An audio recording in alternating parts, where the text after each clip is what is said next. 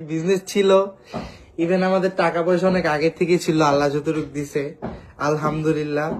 তা আমাদের টাকা দিয়ে আমাদের বাড়ি করা, গাড়ি করা, যা আছে সব আমাদের টাকা দিয়ে। কেউ 2 টাকা দিয়ে যায়নি আমাদের বাড়ি করার জন্য, ইভেন কেউ 2 টাকা দিয়েও যায় না আমাদের গাড়ি করার জন্য। তো এসব উল্টাপাল্টা কমেন্ট করেন না। আর আপনারা হয়তো বিথিয়াপুর একটা ব্লগে দেখছেন যে বিথিয়াপু বলছে যে দোতলা আমার মা আমার জন্য করছে।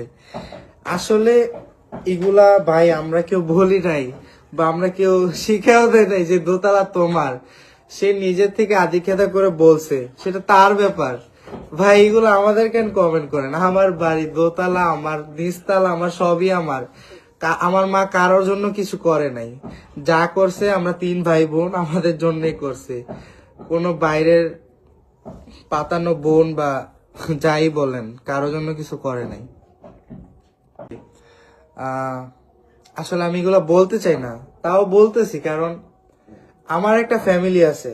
আমি বুঝি ফ্যামিলির ভালোবাসা কি, ফ্যামিলির মায়া কি, একটা ফ্যামিলি কতটুক মায়া করতে পারে তার সন্তানদের।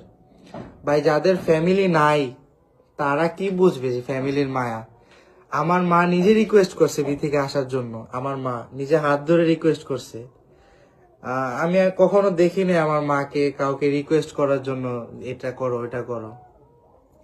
সেই জায়গায় আমার মা থেকে হাত ধরে রিকোয়েস্ট করছে, তারপরও সে আসে নাই। কারণ তার হিংসা যে ও আসছে আমি কেন আসবো এই প্রোগ্রামে, ও আসছে আমি আসবো না। তো এখানে বোঝা যায় যে যাদের ফ্যামিলি নাই, ভাই ওদের তো কোনো ফ্যামিলি নাই, ওরা নিজেরা থাকে, ওদের কোনো গার্ডিয়ানও নাই। যাদের কোনো ফ্যামিলি নাই, যাদের কোনো গার্ডিয়ান নাই, তারা একটা ফ্যামিলির ভালোবাসা কিভাবে বুঝবে? একটা ফ্যামিলিতে যে একটা